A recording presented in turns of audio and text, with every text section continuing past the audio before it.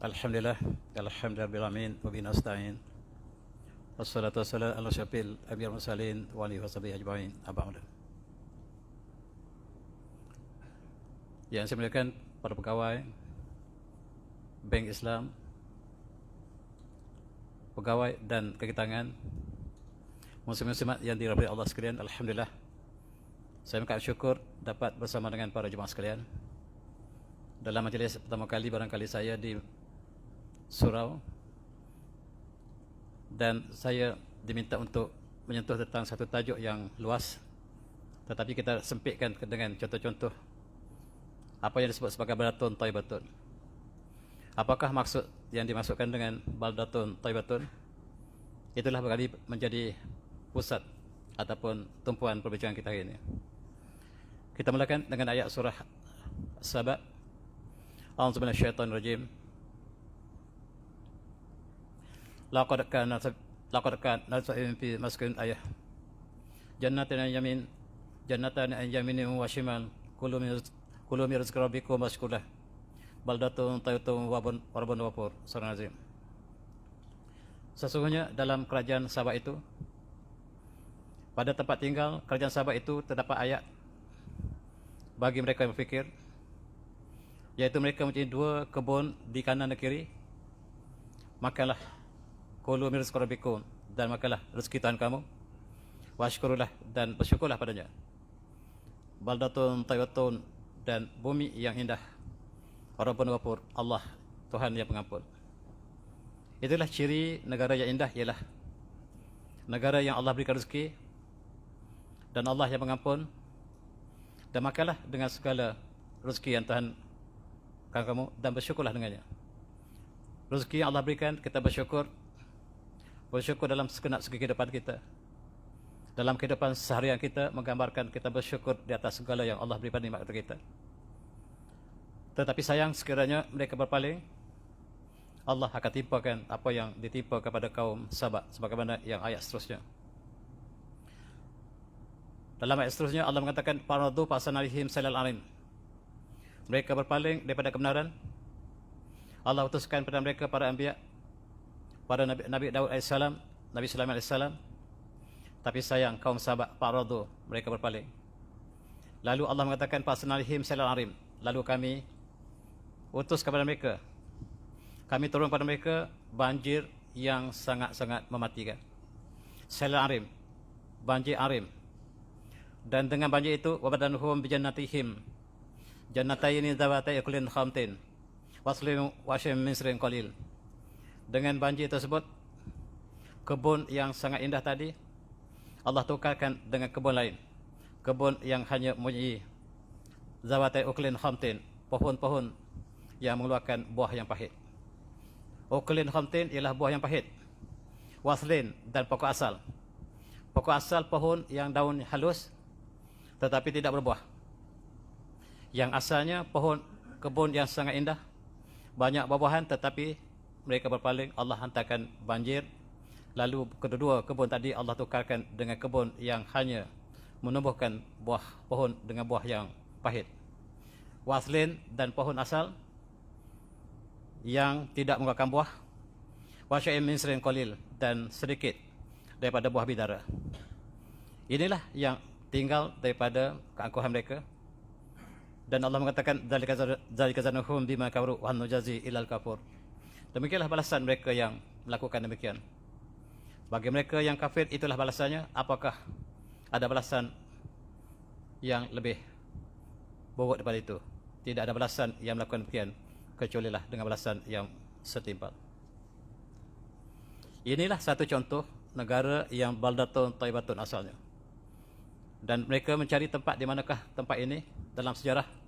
Mereka mengatakan kawasan itu berlaku di kawasan Yaman. Yaman sekarang padang pasir yang tandus. Tetapi Allah mengatakan di situ satu masa dulu, sebelum menjadi padang pasir, dia adalah satu kawasan yang subur.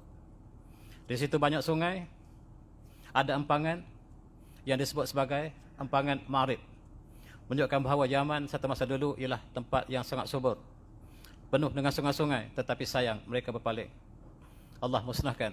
Dan daripada bumi yang subur, Allah tukarkan menjadi padang pasir yang tandus. Itulah balasan bagi mereka yang diutuskan para rasul, tetapi mereka menolak kebenaran. Maka nasib mereka yang menolak sama saja di mana saja. Mari kita lihat, ini gambaran satu masa kerajaan Sabak ini yang dikatakan berada di Yaman. Kesan-kesan mereka masih dapat kita saksikan sampai sekarang. Ialah kawasan yang sangat subur, penuh dengan sungai-sungai dan jambatan-jambatan yang menunjukkan bahawa mereka adalah satu tamadun yang sangat besar satu masa dulu. Dikatakan bahawa di sini sangat-sangat banyak dengan tumbuhan, buah-buahan yang pelbagai. Dan tuan guru saya mengatakan bahawa anggur yang ditanam di kawasan Sabak ini setinggi manusia. Itulah yang dicatatkan dalam tafsir, menunjukkan bahawa sangat-sangat subur. Daunnya bukan warna hijau tapi kehitaman, hijau kehitaman, menunjukkan bumi yang sangat subur. Tetapi apabila kebenaran ditolak, maka Allah musnahkan mereka. Kesannya masih kita dapat saksi sampai sekarang. Dan dikatakan kawasan itu ialah kawasan dekat dengan Sana'a, ibu negara Yaman sekarang. Dan kesan empangan Ma'rib masih ada. Empangan maksudnya ada sungai yang besar. Lalu dibuat empangan untuk melempahkan ke kiri kanan sungai dan menghasilkan kebun-kebun yang sangat-sangat luas. Dan kesan ini kita dapat saksikan sampai hari ini. Yang dapat kita saksikanlah Sada Ma'rib, yang usianya sudah melampaui 4,000 tahun sebelum Mesi. Satu sejarah yang lama yang sudah hilang dari segi luarannya. Tetapi sekarang dengan pertolongan satellite, mereka dapat trace di bawah padang pasir. Terdapat banyak bangunan-bangunan yang masih tidak dapat dikesan. Mereka buat penggalian dan mereka dapati bahawa di bawah padang pasir ini terdapat banyak bangunan-bangunan yang tertimbus. Ini pandangan yang dikeluarkan oleh NASA.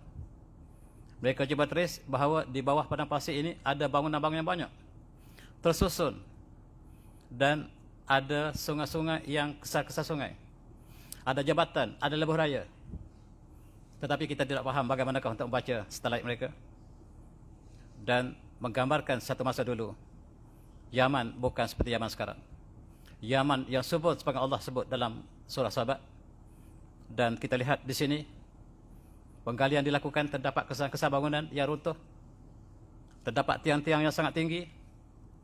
Mereka membina satu pembangunan yang sangat tinggi. Sebagaimana kaum Iram yang berada di sebelahnya.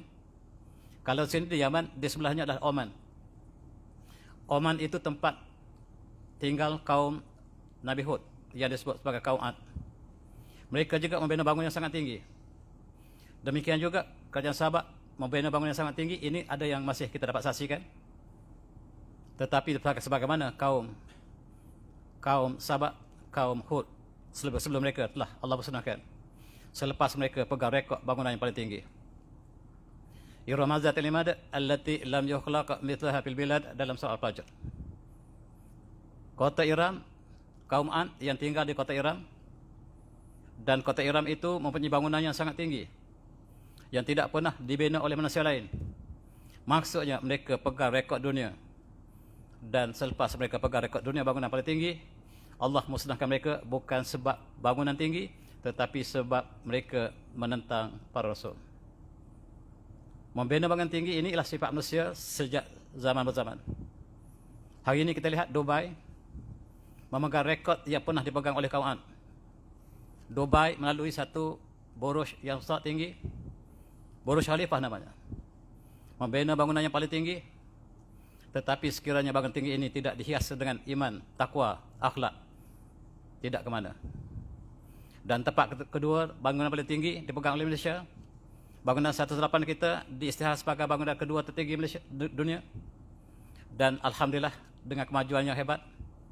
Tetapi sekiranya kemajuan yang kita capai tidak dihias dengan akhlak, iman dan takwa, maka kita ambil iktibar kaum terdahulu yang telah musnah. Para jemaah yang saya hormati, inilah Yaman sekarang. Tandus dengan padang pasir, tetapi dengan teknologi satellite Mereka dapat melihat di bawah padang pasir ini 20 meter di bawah terdapat puncak bangunan yang sangat menakjubkan. Mereka gali, mereka temui bangunan-bangunan sebagaimana kita sebut tadi. Ini sebahagiannya. Dan gambaran khususnya ialah mereka terperanjat melihat semenanjung Arab penuh dengan sungai. Kalau kita dapat lihat di sini, sungai yang banyak yang tertimbul sebuah padang pasir. Dalam Al-Quran ada surah Al-Aqaf menggambarkan satu kaum yang degil satu masa dulu. Allah timbuskan dengan padang pasir. Mereka masih berada di bawah padang pasir. Dan sebahagian daripada mereka digali sangat maju. Tapi masa telah berlalu.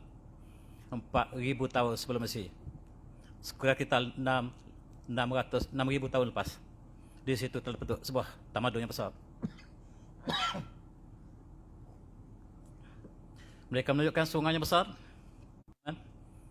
yang menulis Sadul Ma'arif sebagai satu kesan tamadun yang sangat hebat. Sebelum China wujud, sebelum Eropah wujud, tamadun pertama dunia barangkali di sini berlaku. Bahkan para anbiya diutuskan di sekitar Laut Mediterranean, yang kemudianlah kehidupan mereka tersebar ke dunia, dan sini menandakan sebuah tamadun yang awal. Dan sekarang hanya terakam dalam uang kertas Kerajaan Yaman. Para jemaah sekalian, inilah gambar mereka akibat mendusta para anbiya. Dan laqad kana sabin fi naskin ayah. Terdapat tanda dalam tempat tinggal kaum sahabat ini untuk kita berfikir. Satu kawasan dia sangat subur tetapi telah kering kontang sekarang disebabkan angkara mereka. Dan kita lihat, tadi Allah sebut sebagai bumi yang indah. Baldatun tayyibatun, bumi yang indah, yang baik, yang pernah berlaku sebelum Rasulullah, yang berlaku di ketika zaman kerajaan dipimpin oleh Raja Sultan Sulaiman. Ketika itu satu kawasan yang sangat subur, mereka patuh pada para Rasul. Tapi bila masa berlalu, mereka telah engkar. Dan kita lihat, baldatun tayyibatun yang terbaik barangkali ialah yang dibina oleh baginda Rasulullah di Madinatul Munawwarah.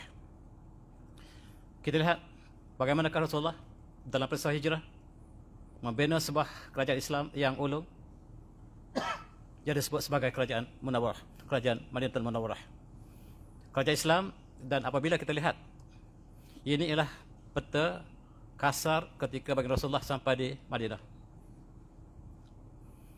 Sebelum di mana Masjid Nabawi yang ada sekarang, di sekitar Masjid Nabawi ini didiami oleh kebanyakan orang Yahudi. Bani Qainuqa ialah Bani Yahudi, Bani Quraidah, Bani Khaybar, Aus, Khazraj, Bani Nadir ialah Bani Yahudi. Rasulullah membentuk negara Islam ketika umat Islam minoriti. Rasulullah membentuk sebuah negara Thayyibatun, Baldatun Thayyibah, ketika umat Islam minoriti, yang majoriti ialah orang bukan Islam. Dan negara Madinah diasaskan dengan sebuah perlembagaan yang terhebat dunia. Dan ini dipanggil sebagai perlembagaan Sahifah Madinah, yang menyatukan di antara penduduk Madinah yang Muslim dengan bukan Muslim, Yahudi, Arab bukan Islam bersama. Terdapat lebih 30 kaum di Madinah, dan yang Islam hanyalah Muhajirin dan Ansar. Ketika umat Islam masih minoriti, negara Islam ditegakkan dengan melaksanakan hukum Allah. Dan inilah pelbagai pertama yang melaksanakan hukum Allah. Dan ini dilakukan pada tahun pertama Hijriah, menjadi asas kepada perintahan kerajaan Islam ketika zaman Rasulullah ataupun selepas baginda Rasulullah. Ketika para sahabat, ketika kerajaan Umayyah, kerajaan Abbasiyah, kerajaan Seljuk, kerajaan Andalusia dan kerajaan lain. Dan kita lihat bagaimanakah asas yang sama yang kita jadikan sebagai asas perlembagaan, mengurusi tanggungjawab setiap penduduk Islam dan bukan Islam. Dan hasil persetujuan Islam bukan Islam harus kita pertahankan Madinah sebagai tugas bersama. Tugas ke atas umat Islam ialah tugas sesama yang diberikan kepada Islam. Hidup di bawah keadilan Islam, Rasulullah sebagai hakim tertinggi.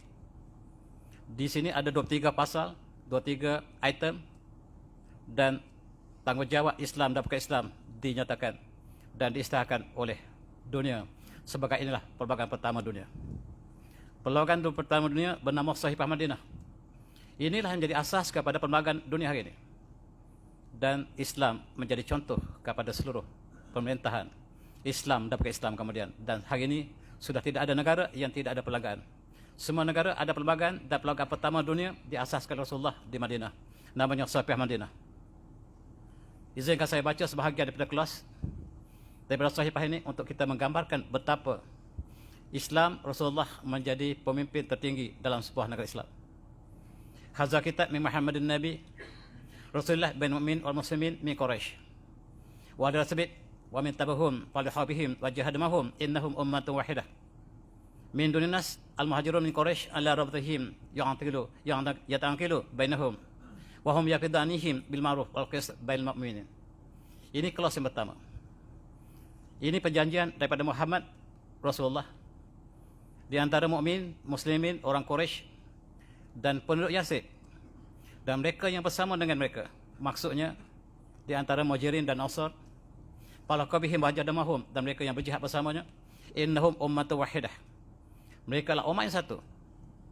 Dan min dunin nas al-muhajirun min Quraisy ala rabatihim yang taqulu bainhum, dan di antara orang Muhajirin yang tinggal Madinah, mereka ada tugas untuk menentukan sekiranya terdapat hutang darah di kalangan mereka, mereka harus bertanggungjawab seluruh orang Muhajirin. Wa hum yaqtidun anihim bil ma'ruf, dan mereka lah yang akan menebus kesalahan kaum mereka, bil qist bainal mu'minin, dan dengan adil di kalangan orang mukmin. Itu kelas yang pertama. Yang kedua, wala yaqtul mu'min mu'minan fi kafir wala yusir kafiran ala mu'minin. Tidak boleh seorang mukmin membunuh seorang mukmin disebabkan orang kafir, dan tidak boleh menolong seorang kafir untuk ke atas keburukan ke atas orang mukmin. Wa nazamatullah wahidah yuj'alihim adnahum, dan zimah Allah lah satu saja, menjaga orang yang di bawah. Wa mu'min ba'dhum mawali ba'dunas, dan seorang mukmin itu menjadi pelindung kepada mukmin yang lain. Mukmin itu menjadi saudara kepada mukmin yang lain. Wa inna man tabi'ahum min al-yahud fa innahu an-nas wal usfah wa ghairu mazlumin wala mutanasir alaihim. Adapun orang Yahudi yang tinggal bersama Islam, mereka aman tentram dan tidak boleh mereka dizalimi. Dan itulah kelas yang indah, tuan-tuan. Orang pakai Islam dalam negara Islam diberi hak yang sangat indah. Dan boleh teruskan kelas-kelas yang lain. Saya hanya mengambil beberapa petikan yang indah dalam ini, dalam Sahifah. Wa annahu la yu'min aqar bima fi hadhihi sahifah wa nabillahi wal yawmil akhir an yunsir muhditsan aw yawihi. Tidak boleh seorang mukmin yang ikrar dengan sahifah ini, dengan pelbagai ini, yang dia beriman pada Allah dan hari akhirat, dia tidak boleh menolong orang yang melakukan keburukan. Dia tidak boleh menolong penjenayah dan tidak boleh melindunginya. Wa man nasrahu aw arahu fa inna alaihi la'natullah. Fa inna la'natullah wa ghadibahu yaumil qiyamah wa la yu'khadhu minhu sarfun wa la'dl. Dia tidak boleh menolong orang yang melakukan kesalahan, tidak boleh lindungi. Dan sekiranya dia melakukan, maka dia mendapat laknat Allah. Allah akan murka padanya, dan di akhirat tidak ada sebarang ganti untuk membayar jenayah tersebut. Wa annakum mahma ikhtalaftum fi syai'in fa inna marudhu ila Allah wa ila Muhammad. Dan sekiranya di antara kamu ada perselisihan, maka hukum terakhir kepada Allah dan Rasul. Dan kelas inilah menunjukkan bahawa Quran paling tinggi, Rasulullah sebagai pemimpin paling agung, di bawahnya ialah umat Islam yang minoriti, umat bukan Islam yang majoriti. Kita ambil iktibar. Kita berhujah bahawa negara kita majmuk, tetapi Islam masih majoriti. Kita tidak boleh melaksanakan hukum Allah sebab kita adalah majmuk. Kita lihat dengan contoh Rasulullah sebagai beratul tayyibah. Umat Islam sangat sedikit, majoriti ialah bukan Islam. Ketika itulah Islam dilaksanakan.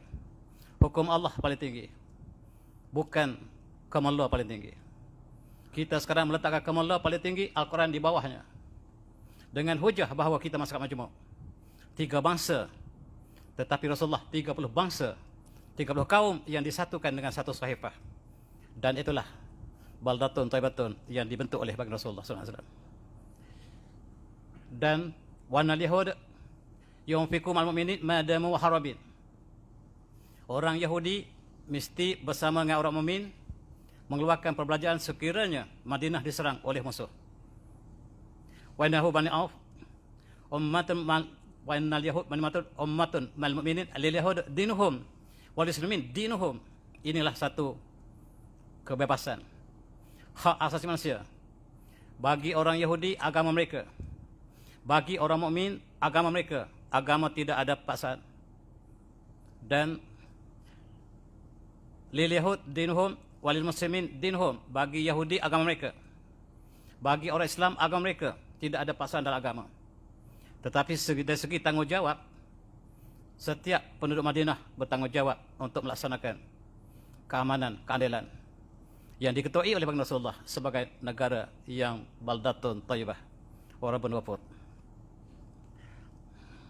Tuan-tuan, al-jami' mutasawun amam al-qanun.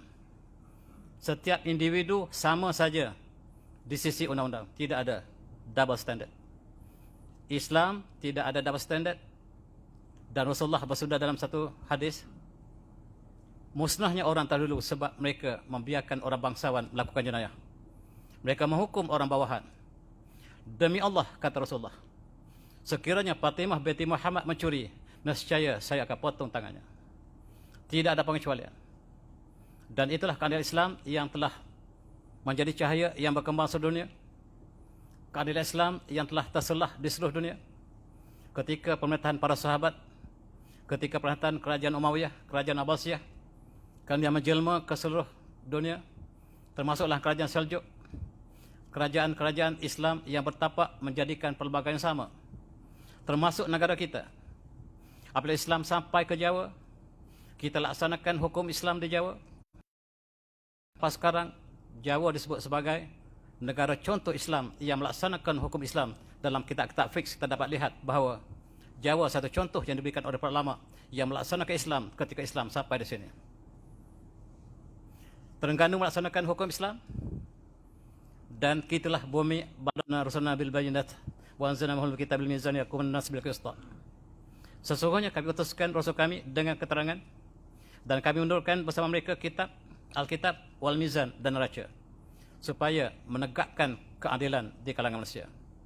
Inilah ciri negara baldatun thayyibah, ialah Islam utahta dan undang-undang yang adil untuk semua rakyat, Islam dan bukan Islam.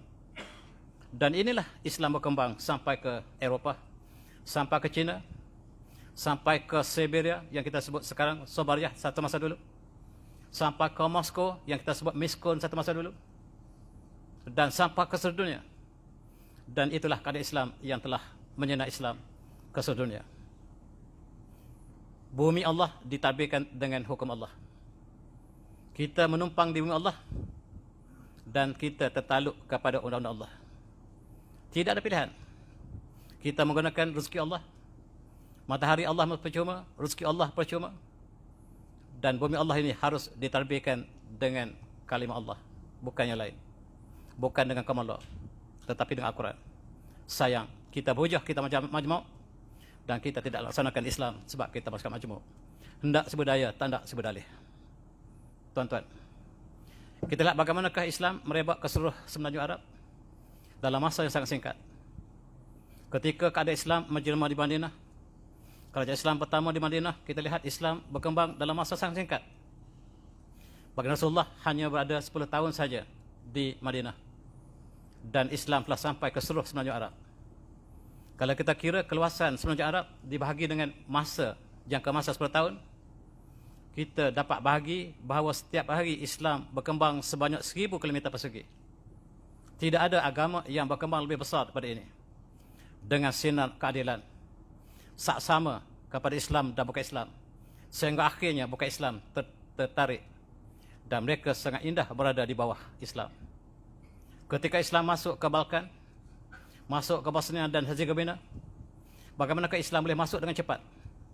Sebab penduduk Bosnia Herzegovina yang duduk di bawah gereja ditekan oleh raja mereka sendiri.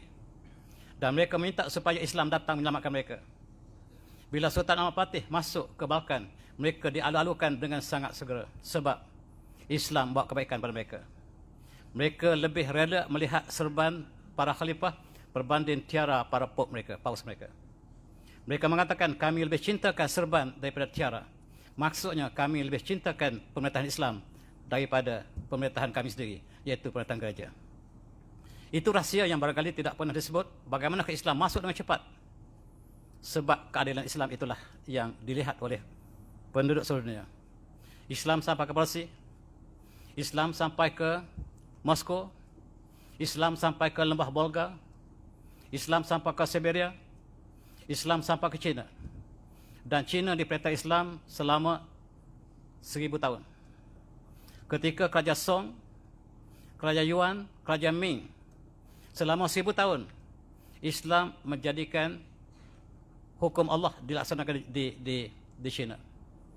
Tapi sayang, dalam kurun ke-17 kita kalah kepada Kerajaan Yuan, kita kalah kepada Kerajaan Manchu. Islam dihapuskan, sejarah dipalsukan, dan penulis-penulis Eropah datang ke China memadamkan sejarah keagamaan Islam selama 1000 tahun di China. Dan mereka memadamkan Forbidden City yang dibina oleh Raja Yongle. Raja Yongle lah yang menghantarkan Cheng Ho ke seluruh dunia untuk sampaikan mesej Islam. Tuan-tuan pergi ke Beijing, masuk ke Forbidden City. Forbidden City adalah sebab tempat Raja Yongle yang sangat adil. Raja yang sangat bertakwa, bersolat. Dan dia bernajak pada Allah di tempat yang ketujuh, bangunan yang ketujuh.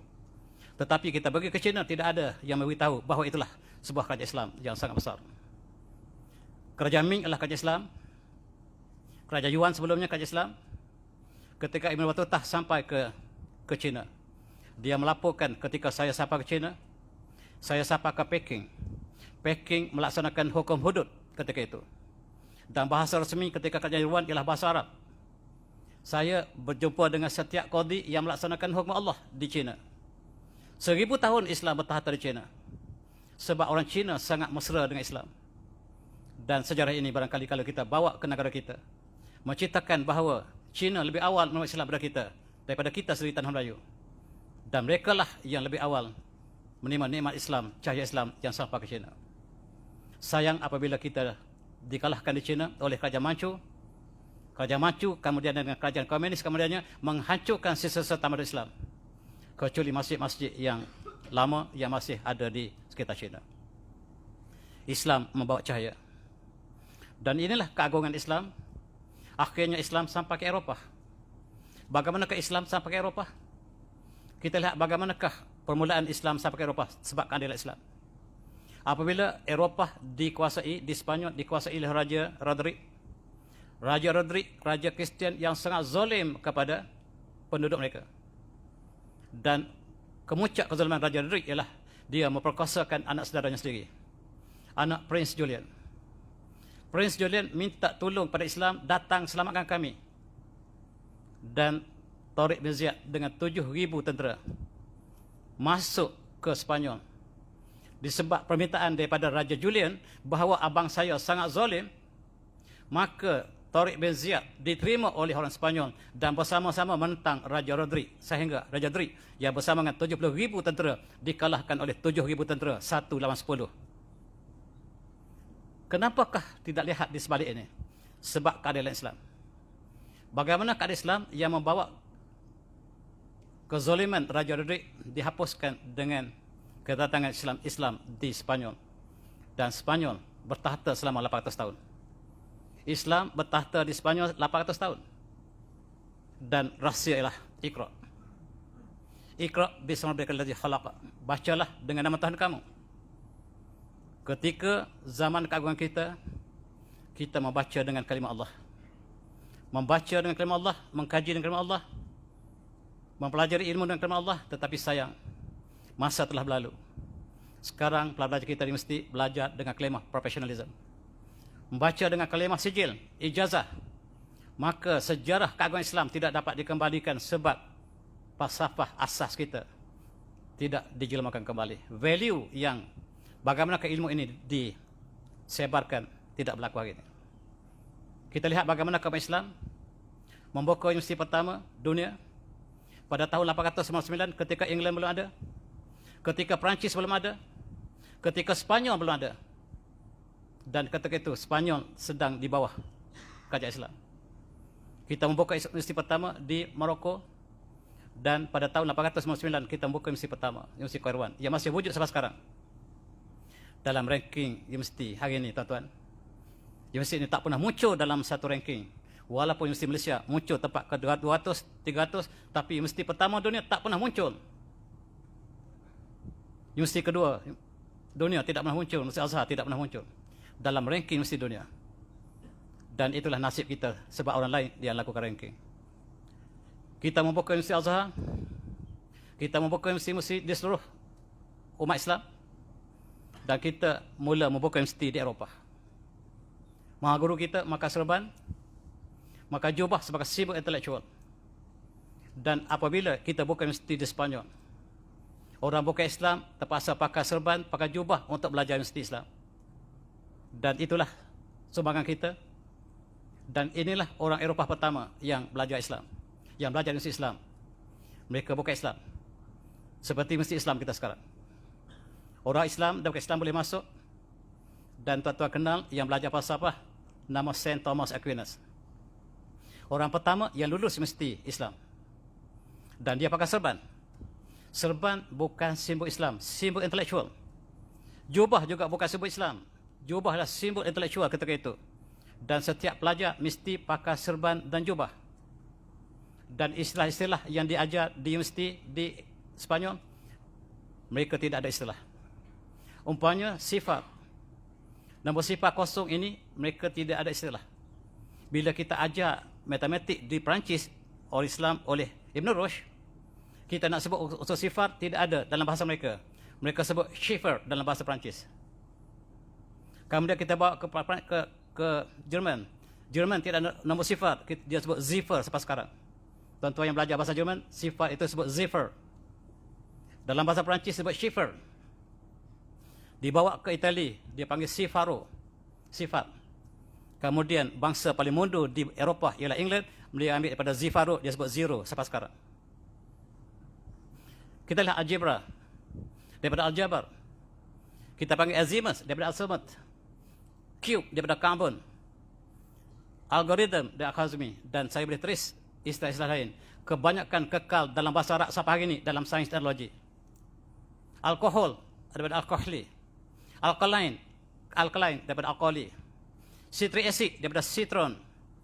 Acid hidroklorik, itu semua istilah Arab. Kita tanya profesor kita, itu bahasa Latin, dia kata. Dia tak belajar sejarah.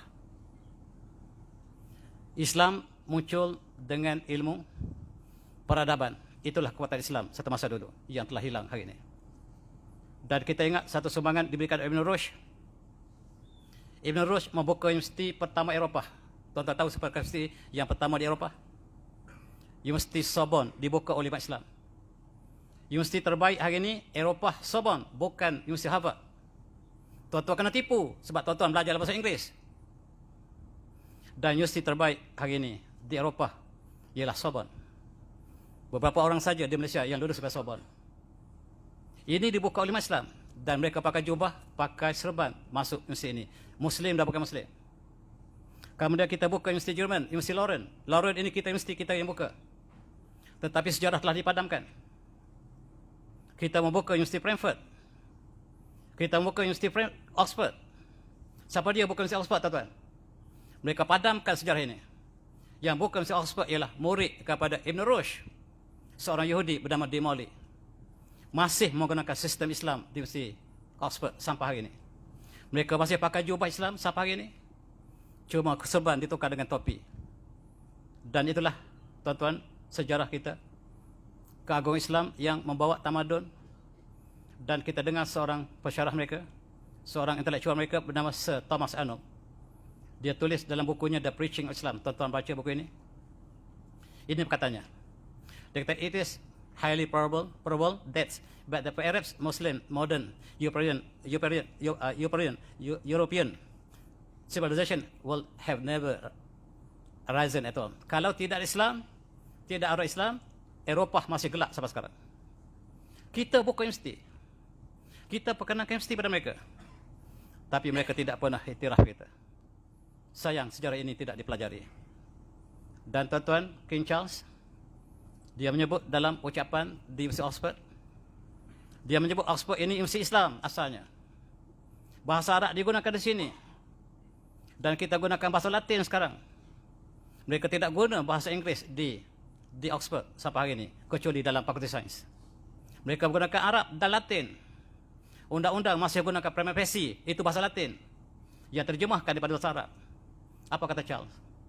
Because we have tended to see Islam as the enemy of the West and an alien culture, society, and system of belief, we have tended to ignore or erase its great relevance to our own history.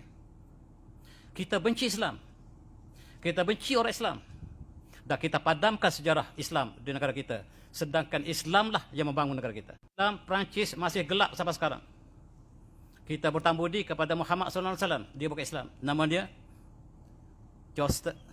Joseph Loban. Dengar perkataan dia. Dia tulis bahasa Arab, tuan-tuan. Dia kata, "Weza makisat qimatul rijal bijal amalihim kan Muhammad bin Azam man arfa tarikh." Kalau kita ukur manusia yang paling agung, kalau kita cari seorang manusia yang paling agung di atas muka bumi, orang itu tidak ada orang lain selain pada Muhammad yang paling agung dalam sejarah manusia. Dia menukar zaman Eropah gelap kepada zaman kegemilangan. Daripada Baghdad, daripada Morocco, Islam sampai ke Spanyol. Dari Spanyol merebak ke seluruh Eropah.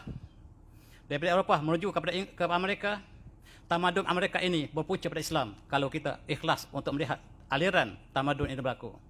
Tidak wujud Amerika tanpa Islam, kata profesor ini. Tetapi wahadha ba'd ulama al-Rabi yunsifu Muhammadan man tatazab dini amma basarin muakhirin kasirin min tiraf bifadlih. Tapi sayang, kita benci Islam. Oleh kerana kita benci, kita menulis menafikan semangat mereka. Tetapi di antara kita ada yang masih adil, yang berikan pengiktirafan kepada Islam dalam konteks membina sebuah tamadun yang indah. Itu akuan orang Islam. Mereka menulis, membaca dalam bahasa Arab. Kalau kita tak boleh baca bahasa Arab, memalukan. Kita sudah Islam 500 tahun sejak Melaka, atau lebih awal sejak daripada Terengganu. Kita masih baca Quran dengan terjemahan, memalukan. Tuan-tuan, itulah, mari kita sama-sama meningkatkan diri kita. Kita memasuki tahun-tahun terakhir ini, dan seorang intelektual mereka bernama Michael Hart, dia juga menulis satu buku yang menggempar dunia, yang buku lama keluar tahun 60-an. Bukunya bertajuk The 100 Ranking of the Most Influential Person in History. Dia mencari manusia seluruh dunia. Siapakah yang paling agung? Dan seorang yang Yahudi ini, namanya Michael Hart, Michael Hart, nama pun Yahudi. Dia memilih Muhammad SAW sebagai manusia paling agung. Dan dia dipanggil oleh Presiden Jimmy Carter ketika itu. Presiden Jimmy Carter segera memanggil apabila buku ini terbit di Amerika. Dan dia bertanya, kenapa kamu meletakkan musuh kita sebagai manusia paling agung? Ini jawapannya. Jawapannya kepada Presiden Carter, dia kata, "My choice of Muhammad to lead the list of the world's most influential person may surprise some readers and may be questioned by others. But he was the only man in history who was supremely successful on both religious and secular level." Tidak ada seorang manusia yang lebih agung daripada Muhammad, yang berjaya dalam dunia dan agama. Dan kalaulah Tuan Presiden ingin memilih lain daripada Muhammad, sila tulis, saya tidak ada bantahan. Tetapi bila saya memilih Muhammad, jangan siapa yang membantah, sebab itu kajian saya. Tuan-tuan nak tulis bangsa tokoh lain, silakan. Tetapi saya mengkaji sepanjang sejarah hidup saya. Tidak ada orang yang boleh menandingi Muhammad. Bahkan ranking kedua sangat jauh markahnya bila saya letakkan setiap lapangan hidup yang dipimpin oleh Muhammad Nabi SAW. Mari kita ingat kembali, tuan-tuan, sejarah sahabat yang Allah berikan keagungan pada mereka, tetapi mereka berpaling dan Allah telah hancurkan mereka. Saya ingin berkongsi, tuan-tuan, dengan sebuah negara yang berjiran sekarang dengan Yaman. Negeri itulah negeri yang bernama Dubai. Kota yang bernama Dubai yang duduk tidak jauh dengan tempat yang Allah musnahkan. Sama ada kaum Hud yang duduknya di Oman, yang Allah musnahkan sebab mereka telah menentang ilahi. Dan kaum Sahabat yang kita baca tadi, mereka menentang ilahi. Allah musnahkan mereka di selatan Semenanjung Arab. Dan sekarang sedikit utara, lahirlah sebuah negara bernama UAE, United Arab Emirates.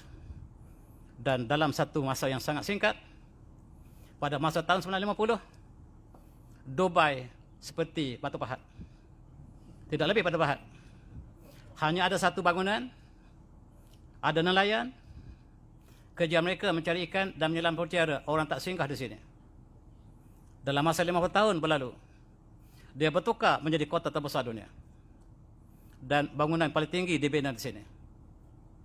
Dan rekod dunia dipegang oleh bangunan negeri yang kecil ini, tetapi sangat kaya. Mereka lupa daratan. Mereka membina bandar yang cukup hebat. Mereka pegang rekod dunia. Dubai pegang rekod 300 rekod dunia dipegang oleh Dubai. Sebuah bandar kecil, kota kecil, dia pegang 300 rekod dunia. Antaranya ialah bangunan paling tinggi. Yang kedua, lift paling laju. Yang ketiga, lift paling besar. Muat 50 orang tuan-tuan sekali masuk. Lift paling laju daripada tingkat 1 sampai tingkat atas hanya 6 minit. Dia ada 3 zon buka puasa. Tingkat 0 sampai 480, 1 zon. 80 sampai 124, 1 zon. 124 ke atas, zon yang ketiga. Kalau zon bawah buka puasa, yang atas masih belum buka puasa. Sebab terlalu tinggi. Pada mulanya mereka buka puasa sekali. Kemudian kita beritahu bahawa ketika buka puasa di bawah, di atas masih lihat matahari. Mereka bagikan 3 zon sekarang. Dan kita kena bagikan 3 zon di bangunan 118 kita. Sekurang-kurangnya 2 zon tuan-tuan. Kita ada ahli falak yang berbawa. Saya juga ahli falak JAKIM yang kita sedang berbincang sekarang. Di Kundasang kita perlu ada 2 zon. Di kaki Kinabalu 1 zon dan tempat yang atas tu 1 zon. Walaupun tempat sama.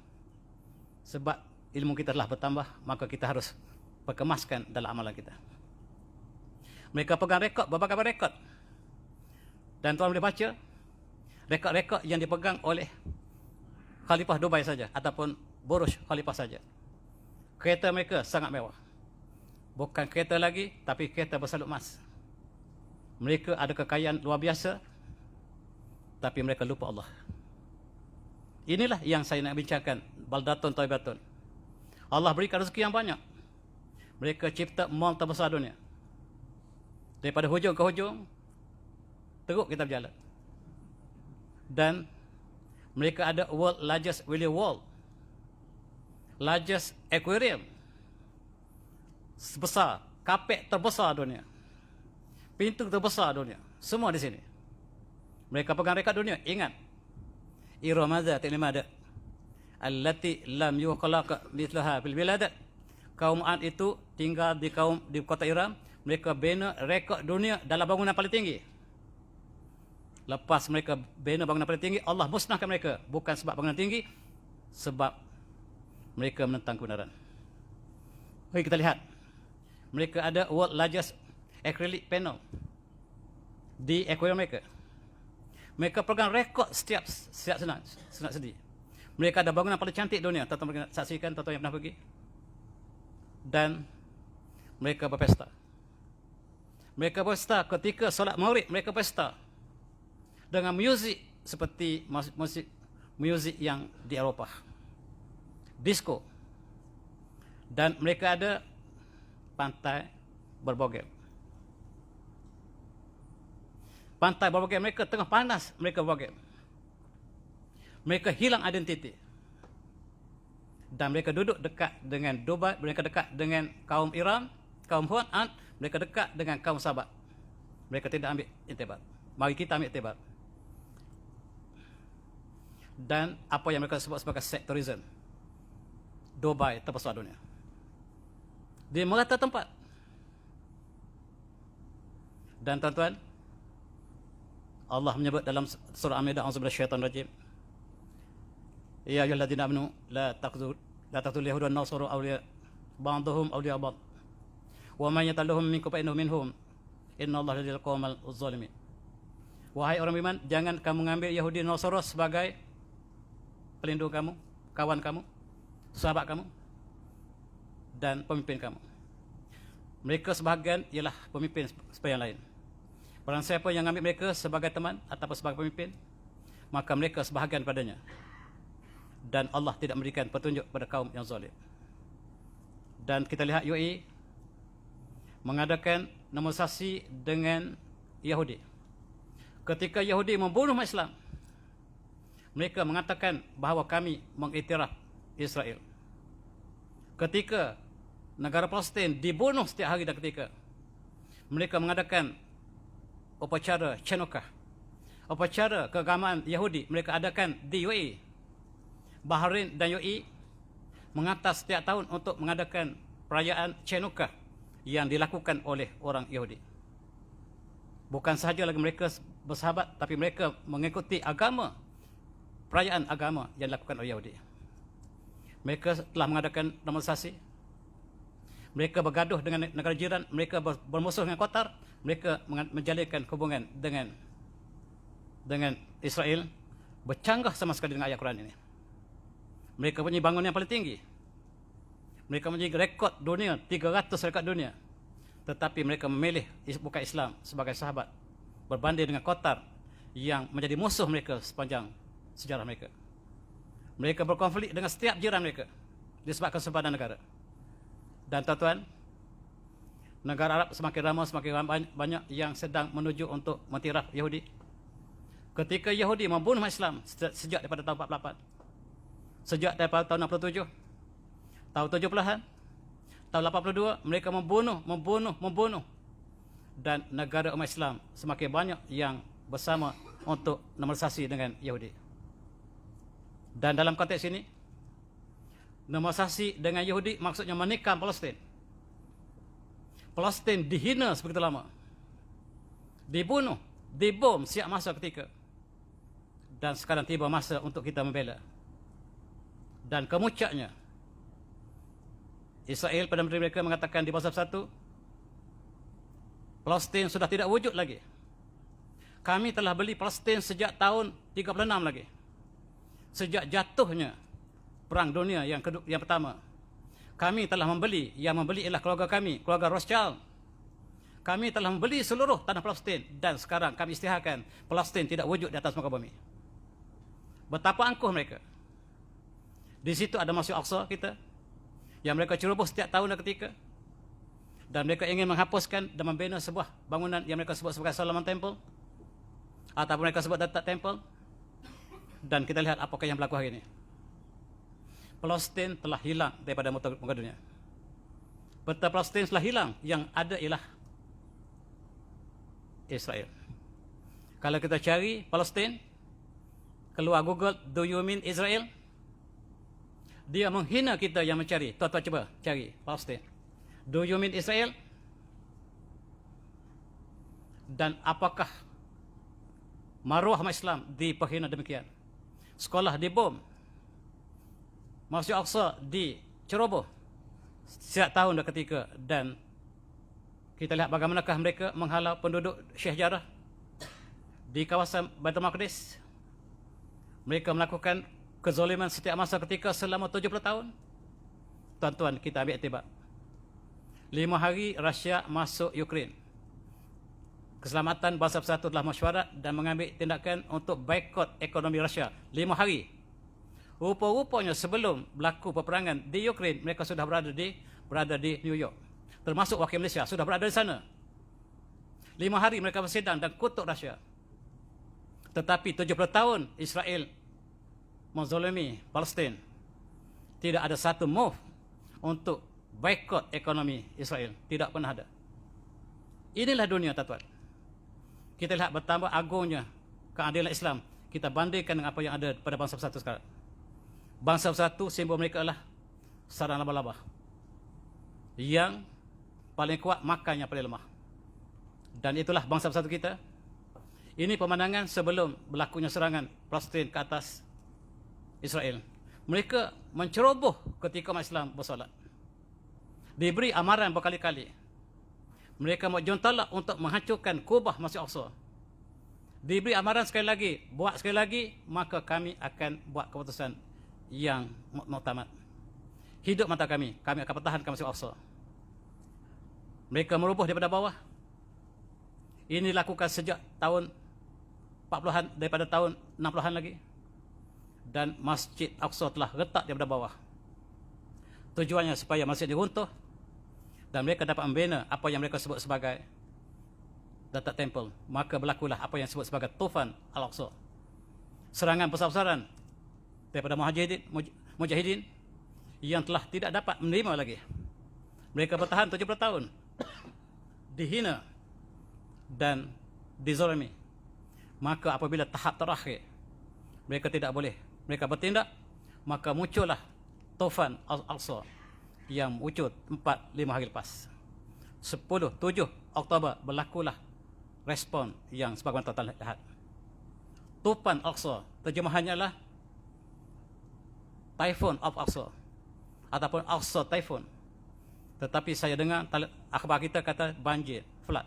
Dia ingin rendahkan sedikit lagi. Typhoon, Tufan of Typhoon, badai, bukannya banjir. Setakat banjir tak ada masalah, badai yang menghancurkan Beijing baru ini. Itulah badai yang diisytiharkan kepada serangan Palestin ke atas Israel yang selama ini kita diserang berkali-kali. Bila Palestin menyerang Israel, seluruh dunia bercakap. Selama 70 tahun kita dizalimi, tak ada siapa yang membela. Itulah dunia, tuan-tuan. Haniyah mengatakan, Tufan Al-Aqsa bada. Nanu ala ma'id mal fathil mubin. Dan sekarang kami memulakan taufan dan kami dijanjikan dengan kemenangan yang nyata. Allah memberikan jaminan kepada mereka yang berjuang dengan ikhlas, dan itulah perjuangan yang suci. Kami turun untuk syahid, dan mereka berjuang untuk hidup. Orang yang berjuang untuk mati tidak dapat dikalahkan oleh orang yang untuk berjuang untuk hidup. Dan kenapakah kami mengambil tindakan yang luar biasa ini? Sebab ini the last straw. This is the last straw. The last straw can break the camel's bone. Al-Masjid Al-Aqsa. Masjid Al-Aqsa dalam keadaan bahaya al-haqiqi walaida ma'lumat mu'akkadah. Ba'anna al-ihtila yuhalu farada as-siyadah al-kamila al-masjid. Itu sebab kami serang. Mereka untuk menguasai sepenuhnya Masjid Al-Aqsa, dan mereka akan hancurkan tahun ini Masjid Al-Aqsa, dan kami akan bertanggungjawab untuk pertahankan Masjid Al-Aqsa. Itu sebab kami namakan Tufan Al-Aqsa, dan Malaysia terjemah banjir Al-Aqsa. Memalukan. Tuan-tuan yang hormati, mari kita ambil iktibar. Baldatun Thayyibatun ialah apabila kita dapat kembalikan kepada apa yang diberikan dalam Sahih Madinah yang kita baca tadi. Dan tuan-tuan, satu lagi yang lebih menyayat hati kita, mereka telah mengadakan pahaman liberalism sehingga mereka mencantumkan di antara agama-agama Islam, Kristian dan Judaism di Abu Dhabi. Di Abu Dhabi ada satu bangunan yang mereka lakukan. Mereka telah buka kepada publik. Dan di situ ada 3 buah bangunan dalam satu kawasan sama. Ada masjid, ada gereja, ada Judaism yang mereka boleh bersama-sama, dan mereka sebut inilah bangunan Kristian. Agama baru yang mereka ciptakan ialah Kristian Islam. Mereka telah lari begitu jauh, tuan-tuan.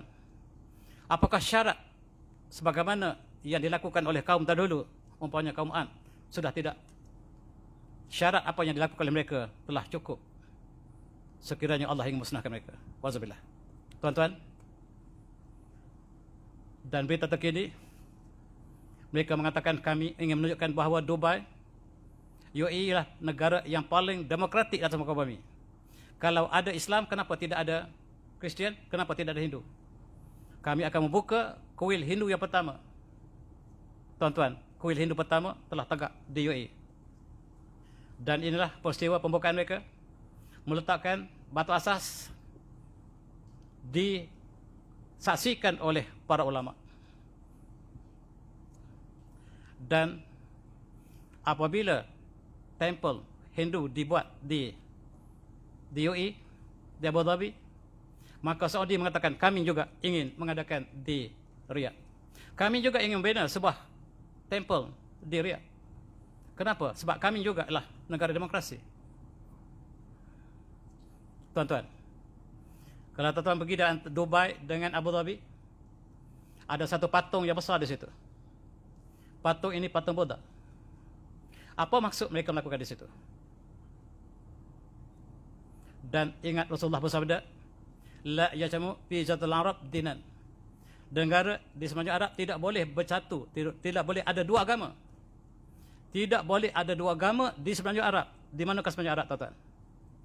Seluruh kawasan yang kita bicara tadi, termasuklah Yaman, termasuk UAE, termasuklah Qatar, termasuklah Saudi, itu termasuk dalam semenanjung Arab. Jaziratul Arab yang Rasulullah sebut Jaziratul Arab, tidak boleh ada dua agama, tapi diceroboh oleh UAE, dicerobohi oleh Saudi. Maafkan saya.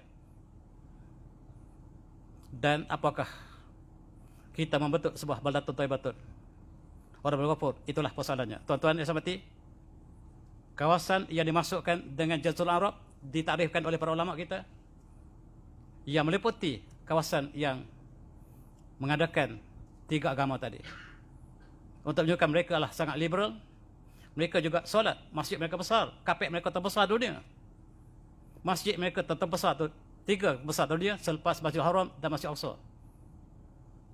Tuan-tuan semati, ingat kembali kepada kerajaan sahabat, kerajaan yang Allah istilahkan dengan baldatun thayyibatun wal ghafur, tetapi bila mereka berpaling, akibatnya sangat dahsyat. Mari kita lihat negara kita dalam masa terhad ini. Malaysia namanya. Kita juga Allah berikan nikmat yang banyak. Allah pancarkan petroleum daripada bumi kita, yang asalnya kita miskin, dan kita juga dapat buat bangunan yang kedua tertinggi dunia. Harus ada 2 atau 3 zon, tuan-tuan. Yang duduk atas 108 itu, kalau basuh di bawah, tunggu 5 minit lagi. Menggambarkan betapa mewah negara kita. Tetapi rasuah kita juga tinggi. Yang merah ini dikeluarkan oleh The Wall Street Journal. Cost of doing business, Malaysia top. Bangunan paling tinggi, rasuah paling tinggi. Apakah ini baldatun thayyibatun? Tuan-tuan, 199,000 anak luar nikah ini dikeluarkan oleh Jabatan Pendapatan Negara. Siapa tanggung jawab? Semua kita bertanggung jawab. Sebab negara ini kita bina bersama. Kita sudah merdeka. Ketika kita merdeka kita tanam benih. Benih telah bercambah, mengeluarkan buah yang beracun. Kita bertanggungjawab sebab kita negara merdeka, negara demokrasi. Saya bertanggungjawab sebab saya banyak bercakap hari ini. Tuan-tuan semua bercakap, bertanggungjawab. Pemimpin kita bertanggungjawab, Perdana Menteri bertanggungjawab dengan data ini. Menteri-menteri bertanggungjawab, pegawai-pegawai bisa bertanggungjawab. Tuan-tuan juga tidak terlibat, tidak ada pengecualian. Data ini Allah akan tanya kita semua. Apakah baldatun thayyibatun yang kita tarifkan? LGBTQAI sampai ke Sogo. Bagaimana kita nak jawab pada Allah SWT? Kita yang bina negara ini. Tuan-tuan, selamat Hari Malaysia 16 September lepas. Tapi ingat ayat yang kita baca surat sahabat tadi. Apakah kita kembali kepada Al-Quran, bumi Allah ini? Ataupun kita mengambil selain pada Allah untuk sebagai undang-undang tertinggi negara kita? Bahkan kita mengambil kalam Allah. Allah mengatakan wa'allahul bai'a wa haramar riba. Allah mengharamkan jual beli, mengharamkan riba. Kita melaksanakan dasar kapitalisme, liberalisme, pragmatisme. Tuan-tuan lebih tahu daripada saya. Tuan-tuan daripada Bank Islam. Bank Islam ditubuhkan di bawah Bank Negara. Bank Negara mengamalkan interest, tetapi tuan-tuan mengamalkan muamalah dengan kami. Sekurang-kurangnya kita dapat menjawab tanggungjawab kita, tetapi Bank Negara masih lagi dengan interest. Dan kita mesti bertanggungjawab di akhirat nanti. Ingat lepas. Dalam budaya, dalam pendidikan kita masih mengamalkan sekularisme, dan kita ingin klaim kita baldatun thayyibatun. dalam budaya kita masih menjadikan hari Ahad, hari Isnin sebagai cuti awam kita.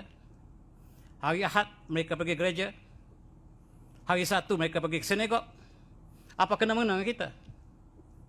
Maka saya tuan-tuan, dan apakah baldatun betul beberapa yang kita masukkan tadi? Apakah ciri ini ada pada kita? Ataupun satu pun tidak ada? Dan saya tinggalkan soalan itu betul tuan-tuan. Saya minta maaf banyak-banyak. Kali pertama saya datang, saya banyak bercakap. Dan saya harap tuan-tuan maafkan saya, sebab itulah cara saya. Di mana saya pergi, itulah suara saya. Dan saya minta maaf sekali lagi, saya sudahi dengan wabillahi taufiq. Assalamualaikum warahmatullahi wabarakatuh. Tasbih suara.